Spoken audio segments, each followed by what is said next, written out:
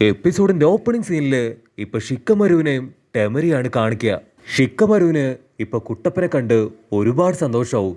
തിരിച്ച് കുട്ടപ്പനും അവനെ കണ്ട് നല്ല ഹാപ്പിയാവും. ടെമരിക്കാണെങ്കില് ഇപ്പൊ കുട്ടപ്പന്റെ വളർച്ച കണ്ട് അത്ഭുതപ്പെട്ട് ഇത് കുട്ടപ്പൻ തന്നെയാണോ എന്ന് ഒരു മിനിറ്റ് സംശയിച്ചു പോവും. കുട്ടപ്പൻ ചോദിക്കും, അപ്പൊ നീയാണോ എന്റെ ഓപ്പണന്റ്? അതിന് ഷിക്കമരു കൺഫ്യൂസ്ഡ് ആയിട്ട്, ഞാൻ ഓപ്പണന്റോ? ഞാനൊന്നുമല്ല നിന്റെ ഓപ്പണന്റ്. അത് കേട്ട് ഹൊക്കാഗ് പറയും, നിന്റെ ഓപ്പണന്റ് അത് വാതിലിന് പുറകിലുണ്ട്. കുട്ടപ്പൻ പുറത്തു പോയി നോക്കുമ്പോ അത് മറ്റാരുമല്ല, സാക്ഷാൽ കാക്കാഷി. കാക്കാഷിയെ കണ്ട് ഒരുപാട് സന്തോഷത്തില് ഇപ്പൊ കുട്ടപ്പനാവട്ടെ ആളുടെ അടുത്തേക്ക് എത്തും. നിങ്ങൾ ഒരുപാട് മാറിപ്പോയി മാസ്റ്റർ. അതിന് കാക്കാഷി പറയും, നീ ഒരുപാട് വലുതായി പോയി. എനിക്ക് നിന്നെ കണ്ടിട്ടേ മനസ്സിലാവുന്നില്ല. ഞാനൊരു സർപ്രൈസ് ഗിഫ്റ്റ് അങ്ങേക്ക് കൊണ്ടുവന്നിട്ടുണ്ടെന്ന് പറഞ്ഞ് നമ്മുടെ സ്വത്തുമണി കുട്ടപ്പനാവട്ടെ ഒരു അഡൾട്ട് ബുക്ക് എടുത്ത് ആളുടെ കയ്യിൽ കൊടുക്കും.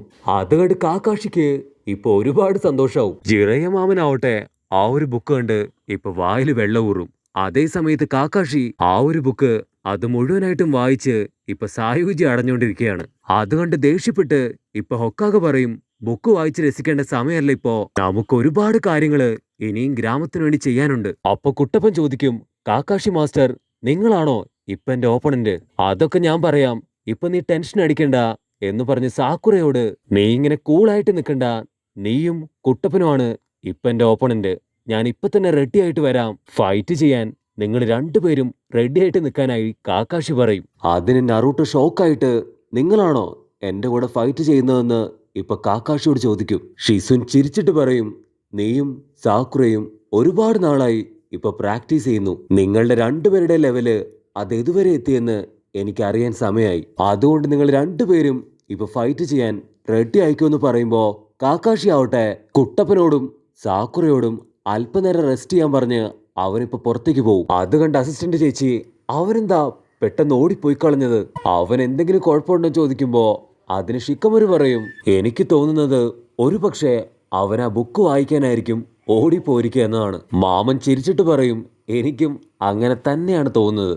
ആ ഒരു ബുക്ക് ഈ ഗ്രാമത്തിൽ ഇതുവരെ ആരും തന്നെ വായിച്ചിട്ടില്ല. അതുകൊണ്ടായിരിക്കും ഒരുപക്ഷെ കാക്കാഷി ഇപ്പൊ തന്നെ അത് വായിക്കാൻ പോയിരിക്കാന്ന് ഷിക്കമരു പറയുമ്പോ കുട്ടപ്പനാവട്ടെ അവൻ കിടന്ന് ചിരിക്കാൻ തുടങ്ങും. അത് കണ്ട് ഷിക്കമരു, നീ ആക്ച്വലി സാക്കുറയെ കാണാൻ വന്നതല്ലേ? നിങ്ങൾ രണ്ടുപേരും ഡേറ്റിങ്ങിനല്ലേ ചോദിക്കുമ്പോ കുട്ടപ്പൻ പറയും, ഞാൻ ആക്ച്വലി ചുനീൻ എക്സാമിന് വേണ്ടിയിട്ടാണ് ഇവിടേക്ക് വന്നത്. അതിന് ഷിക്കമരു പറയും, ആ ഒരു എക്സാം കണ്ടക്ട് ചെയ്യുന്നത് അത് ഞാനാണ്. മാത്രമല്ല സാക്കുറ ഇപ്പൊ ഒരു ചുനീനാണ്. അത് കേട്ട് ഇപ്പൊ കുട്ടപ്പൻ ഷോക്കാവും. അവൻ വണ്ടറടിച്ച്, ഞാൻ കേട്ടത് ശരിയാണോ എന്ന് അവളോട് ചോദിക്കും. അവള് ചിരിച്ചിട്ട് അതേന്ന് പറയുമ്പോ ഇവിടെ ഷിക്കമരു പറയും, ഞാനൊരു ചുനീനായി. കട്ട് ചെയ്താ ഇപ്പൊ സാൻഡ് വില്ലേജ് ആണ് കാണിക്കുക. അവിടെ ദൂരത്തായിട്ട് ആരോ ഒരാൾ നിൽക്കുന്ന കാണും. ആളുടെ അടുത്തേക്ക് ഇപ്പൊ മറ്റൊരാൾ വന്നിട്ട് പറയും, ലോർഡ് കസകക് അങ്ങയുടെ മീറ്റിംഗ് അത് റെഡിയാണ്. ആ ഒരു ലോഡ് അതാരാണെന്ന് നോക്കുമ്പോഴായിരിക്കും മറ്റാരുമല്ല, സാക്ഷാൽ ഗാറ. ഗാറ ഇപ്പോ സാൻഡ് വില്ലേജിന്റെ തന്നെ ഒക്കാഗായി മാറിയിരിക്കുകയാണ്. അതുകൊണ്ട് കുട്ടപ്പൻ, ഒരിക്കൽ തീർച്ചയായിട്ടും ഞാനും ഈ ലീഫ് വില്ലേജിന്റെ ഹൊക്കാഗായി മാറും. കട്ട് ചെയ്ത കാക്കാഷി ആവട്ടെ ആ ഒരു ബുക്ക് അത് വായിച്ചു കൊണ്ടേയിരിക്കുകയാണ്. അപ്പൊ അതേ സമയത്ത് ഇപ്പൊ അവിടേക്ക് മാമനും കൂടെ വന്ന് ആ ഒരു ബുക്കിനെ കുറിച്ചുള്ള അഭിപ്രായങ്ങൾ ചോദിക്കാൻ തുടങ്ങും. മാത്രമല്ല അവര് രണ്ടുപേരും ഇപ്പൊ കുട്ടപ്പന്റെ വളർച്ച കണ്ട് പരസ്പരം അങ്ങോട്ടും ഇങ്ങോട്ടും ഇപ്പൊ കുട്ടപ്പനെ പൊക്കി പറയാനായിട്ട് ആരംഭിക്കും. കട്ട് ചെയ്ത ഇപ്പൊ സാൻഡ് വില്ലേജില് ആ ഒരു വലിയ മീറ്റിംഗ് നടന്നുകൊണ്ടിരിക്കുകയാണ്. അവരുടെ ഇത്രയും കാലത്തെ പ്രവർത്തനം മാത്രമല്ല, ലീഫ് വില്ലേജിനോട് ചേർന്ന് നിന്നുകൊണ്ട് അവർ ചെയ്ത മിഷൻസ്, അങ്ങനെ എല്ലാ കാര്യങ്ങളും ഇപ്പൊ അവരാവട്ടെ ആ ഒരു ചർച്ചയില് അങ്ങോട്ടും ഇങ്ങോട്ടും പറയാൻ തുടങ്ങും. അപ്പൊ യൂറാന്ന് പേരുള്ള വേറൊരുത്തൻ അവൻ എഴുന്നേറ്റെന്ന് പറയും, ഇപ്പൊ ചുനീൻ എക്സാമിന്റെ സമയമാണ്. അതേ സമയം തന്നെ ഇപ്പൊ മറ്റൊരു റൂമർ കൂടെ ഉയർന്നു വന്നിരിക്കുകയാണ്. അതൊരു വലിയ സംഘടനയാണ്. അതിന്റെ പേരാണ് അക്കാഷ്കി. അത് കേട്ട് ഗാറ അവൻ കണ്ണു തുറപ്പിച്ച് നോക്കുമ്പോ ഇവിടെ മാമനും കാക്കാഷിയും ആവട്ടെ അതേ ഓർഗനൈസേഷനെ കുറിച്ചാണ് ഇപ്പൊ സംസാരിച്ചുകൊണ്ടിരിക്കുന്നത്. കാക്കാഷി പറയും, അവര് പുറത്തേക്ക് ഇറങ്ങിയ അത് വലിയ അപകടമാണ്. ഇവിടെ യൂറോ പറയും, അവരെല്ലാവരും നിഞ്ച ക്രിമിനൽസ് ആണ്. മാത്രമല്ല അവരെല്ലാവരും ബിങ്കോ ബുക്കിലുള്ള എസ് റാങ്ക് ക്രിമിനൽസ് ആണ്. ആ ടീമിൽ തന്നെ ആദ്യത്തെ ആള് ഹിറ്റാച്ചി ഉച്ചിഹയാണ്. അവൻ അവന്റെ ഉച്ചിഹ ക്ലാൻ പോലും തകർത്ത് കളഞ്ഞ് സ്വന്തം പാരന്റ്സിനെ പോലും കൊന്ന വളരെ ക്രൂരനായിട്ടുള്ള ഒരു വലിയ ക്രിമിനലാണ്. അടുത്തതായിട്ട് ദ ബ്രഹ്മാണ്ഡ വില്ലൻ ഒറോച്ചിമാറു. ഇവിടെ കാക്കാഷി ചോദിക്കും, ഈ ഒരു ഓർഗനൈസേഷൻ അവർക്ക് എന്താണ് വേണ്ടത്, എന്തിനു വേണ്ടിയാണ് അവരിതെല്ലാം കാട്ടിക്കൂട്ടുന്നതെന്ന് ചോദിക്കുമ്പോൾ ജിറയമാമൻ പറയും, എനിക്ക് വ്യക്തമായിട്ട് അറിയില്ല, പക്ഷെ ഒന്നറിയാം, അവർക്ക് ആവശ്യം കുട്ടപ്പന്റെ ബോഡിയിലുള്ള ആ ഒരു 9 ടൈൽ ഫോക്സിന്റെ ബ്രഹ്മാണ്ഡ പവറാണ്. എന്തായാലും വലിയൊരു അപകടമാണ് ഇപ്പൊ നമ്മുടെ മുൻപിലുള്ളത്. അതുകൊണ്ട് തീർച്ചയായിട്ടും ഗ്രാമത്തിന് ടൈറ്റ് സെക്യൂരിറ്റി തന്നെ കൊടുക്കണമെന്ന് ഇവിടെ ജിറയമാമൻ പറയുമ്പോൾ, അതേ സമയത്ത് യൂറോ പറയും, ഈ ഒരു ഇൻഫർമേഷൻ എനിക്ക് കിട്ടിയത് ലെജൻഡറി സെനിയനായിട്ടുള്ള ജിറയയുടെ കയ്യിൽ നിന്നാണ്. അതനുസരിച്ച് ഇപ്പൊ ഗ്രാമത്തില് വമ്പൻ സെക്യൂരിറ്റിയാണ് നമ്മൾ റെഡിയാക്കിയിരിക്കുന്നത്. ആ ഒരു വില്ലന്മാരുടെ വസ്ത്രധാരണം പോലും വളരെ ഡിഫറെന്റ് ആണ്. കറുത്ത കോട്ടില് വയലറ്റ് കളറാണ് അവരുടെ ഡ്രസ്സിന്റെ നിറം പോലും. പക്ഷെ ഇതൊക്കെ കേട്ടിട്ടും നമ്മുടെ ഗാറയ്ക്ക് മാത്രം യാതൊരു കുലുക്കം ഉണ്ടാവില്ല. അവര് മീറ്റിംഗ് കഴിഞ്ഞ് ഇപ്പൊ പുറത്തേക്ക് പോകുമ്പോ യൂറോയുടെ അടുത്തേക്ക് ഇപ്പൊ മറ്റൊരാൾ വന്നു പറയും, നിന്റെ ഇൻഫർമേഷൻസ് എല്ലാം തന്നെ വളരെ കറക്റ്റാണ്. നീ ഇത് കണ്ടുപിടിച്ചില്ലായിരുന്നെങ്കിൽ ഒരുപക്ഷെ ഈ ഒരു ഗ്രാമത്തിന് അത് വലിയ വിപത്തായി തീർന്നേനെ. ഈ ഒരു ഗ്രൂപ്പിനെ കുറിച്ച് ഞാനും ചില കാര്യങ്ങൾ മുൻപ് കേട്ടിട്ടുണ്ട്. അതിന് യൂറോ പറയും, ഈ ഒരു ഗ്രാമത്തിന് ഒരു പോറൽ പോലും ഏൽക്കാൻ ഞാൻ സമ്മതിക്കില്ല. എൻ്റെ ജീവൻ കൊടുത്തും ഞാനത് സംരക്ഷിക്കുമെന്ന് പറയുമ്പോൾ അവൻ്റെ മുഖമൊക്കെ ഇരുണ്ടുകൂടി ഇപ്പം അവൻ അങ്ങനെ തന്നെ പൊട്ടിത്തെറിക്ക് പോലെ കാണപ്പെടും. ആക്ച്വലി അവനെ ഇപ്പം ആരോ കൺട്രോൾ ചെയ്യാണ്.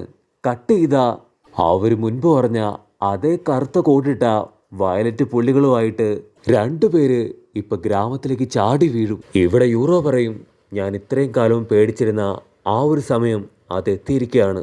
ഇവിടെ സീൻ ബ്ലാക്ക് ഔട്ട് ചെയ്ത ആ ഒരു അക്കാസ്കി ഓർഗനൈസേഷനിലുള്ള അവർ രണ്ടുപേര് ഇപ്പൊ സംസാരിച്ചുകൊണ്ട് മുൻപോട്ട് നടന്നു വരികയാണ്. അതിലൊരുത്തൻ പറയും, ആ ഒറോച്ചിമാറു അവൻ ഒറ്റൊരുത്തൻ കാരണമാണ് നമ്മളെക്കുറിച്ചുള്ള ഇൻഫർമേഷൻ അത് ലീക്കായത്.